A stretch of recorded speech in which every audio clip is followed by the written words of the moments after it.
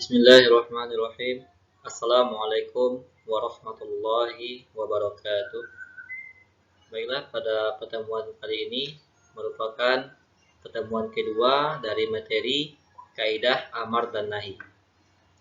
Sebelumnya, siswa sekalian sudah mempelajari kaidah amar, dan sekarang kita akan mempelajari kaidah nahi yang tertuang dalam kaidah usuliyah.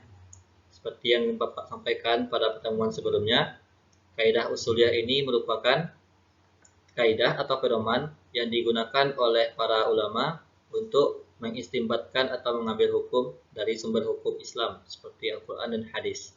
Nah, kali ini kita akan mempelajari bagian nahinya yang terdiri dari pengertian nahi, bentuk sigot nahi, dan kaidah nahi. Pertama, dari pengertian nahi, menurut bahasa, nahi berarti larangan. Adapun istilahnya hampir mirip dengan kaidah amar, yaitu tolabut tarki minal a'la ilal adana. Nahi ialah tuntutan meninggalkan pekerjaan dari yang lebih tinggi kepada yang lebih rendah kedudukannya. Sepertinya halnya amar, pada nahi ini perintah atau tuntutan itu berasal dari yang lebih tinggi kepada yang lebih rendah. Hanya saja jika amar itu berarti melakukan pekerjaan, maka nahi itu berarti meninggalkan pekerjaan. Kemudian sigot nahi di sini hanya ada 3. Yang pertama, fi'il mudhari' didahului oleh huruf lam alif nahi. Yang kedua, fi'il mudhari' didahului lam alif nafi, dan lafaz-lafaz yang bermakna haram atau perintah meninggalkan. Kita lihat satu persatu. Sigot nahi yang pertama yaitu fi'il mudhari' yang didahului oleh lam alif nahi. Nah, lam alif nahi ini berarti huruf lam alif yang memiliki makna untuk melarang. Dapat kita lihat pada contoh Quran Surah Al-Isra ayat 32. Wala taqrabuz zina innahu kana fahisyata wa sa'a sabila. Nah, pada lafaz lam alif wala taqrabu, la di sana itu larangan, dan janganlah kamu mendekati zina. Kemudian sigot nahi yang kedua yaitu fi'il mudhari' didahului oleh huruf lam alif nafi. Nah, berbeda dengan nahi, lam nafi ini berarti meniadakan. Maknanya untuk meniadakan. Kita lihat pada contoh la yamassuhu illal mutahharun. Tidak menyentuhnya kecuali orang disucikan. Nah, la pada bagian pertama itu adalah lam nafi dan dilanjutkan dengan illa.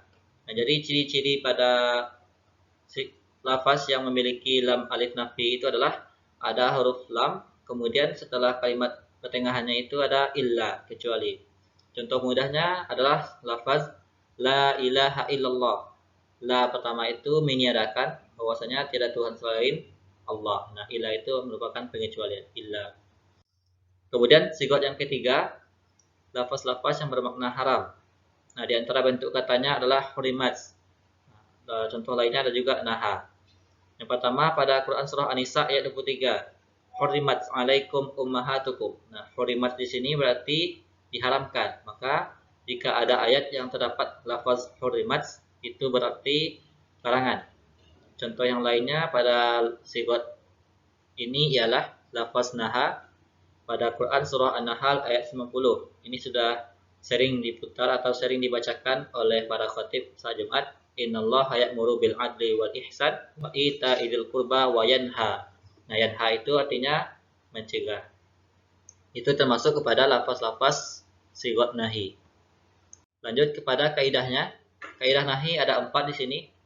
Al aslu fin nahyi lit tahrim, al aslu fin nahyi yaqtadil fasadi mutlaqan, al aslu fin nahyi saqtadil tikrara mutlaqan, dan an nahyi 'ani syai'i amran bididdihi. Kita lihat satu persatu.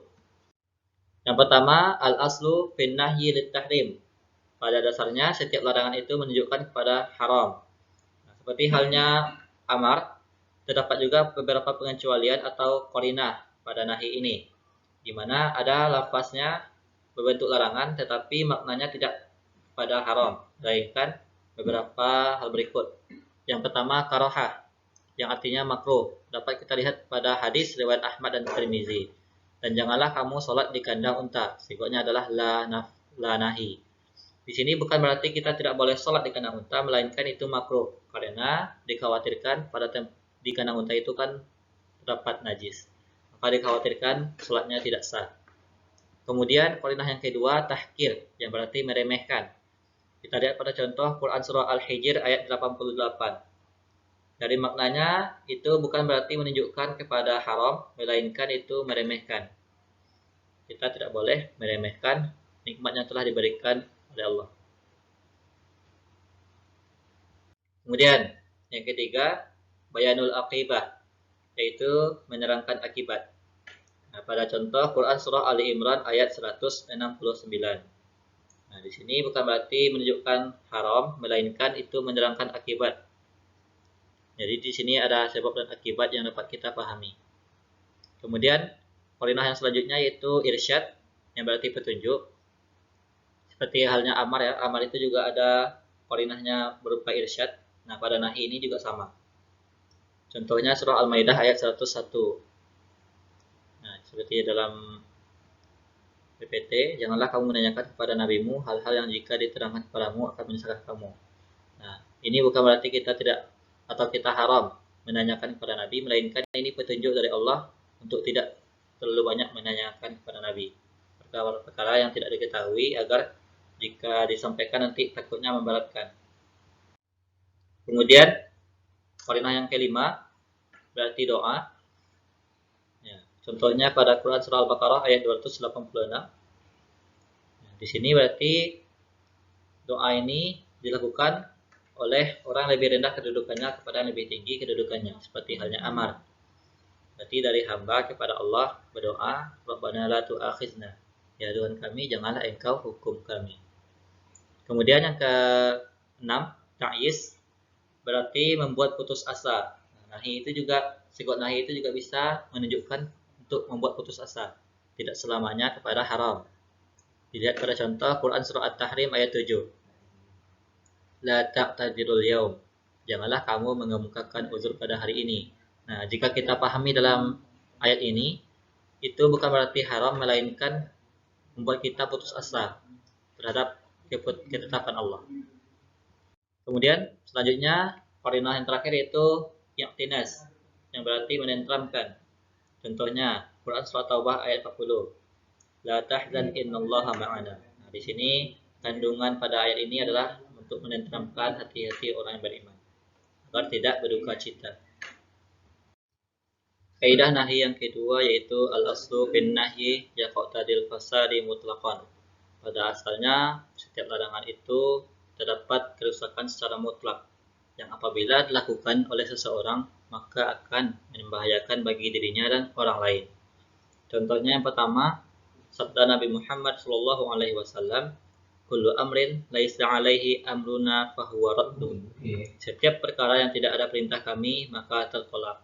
Nah, maksud pada hadis ini, setiap ada perkara yang dimana tidak ada perintah dari Nabi ataupun tidak ada petunjuk dari Nabi untuk mengerjakannya, maka pada dasarnya itu mesti ditinggalkan, karena dapat membahayakan bagi kita dan orang lain.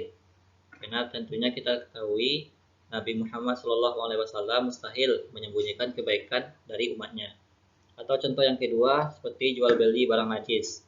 Itu kenapa dilarang oleh Nabi? Karena dengan jual beli barang najis itu akan merugikan kita sebagai penjual dan juga orang lain yang membelinya. Karena barang najis itu tidak bisa dimanfaatkan untuk dikonsumsi, misalnya seperti jual beli babi. Yang ketiga, kaidahnya yaitu al-aslu fin nahyi saqatadir tikrara mutlaqan. Pada asalnya larangan itu bersifat kelanjutan, maka ia harus ditinggalkan untuk selama-lamanya. Contohnya pada Quran surah An-Nisa ayat 43. Hai orang-orang yang beriman, janganlah kamu sholat sedang kamu dalam keadaan mabuk. Nah, di sini berarti larangan itu terus berlanjut, terus berlaku apabila orang itu terus mabuk, maka ia dilarang untuk sholat. Ketika dia sudah sadar, maka saat itulah ia diperbolehkan untuk melaksanakan sholat. Baik, kaidah yang terakhir yaitu an-nahyi 'ani syai'i amran bididdihi. Larangan atas sesuatu berarti perintah kebalikannya.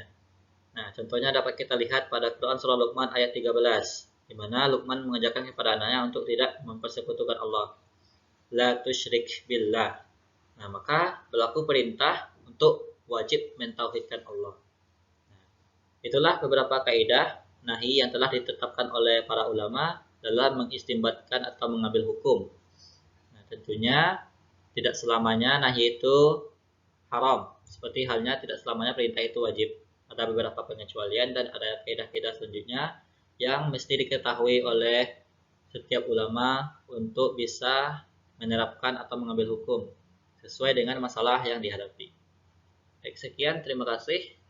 Assalamualaikum warahmatullahi wabarakatuh.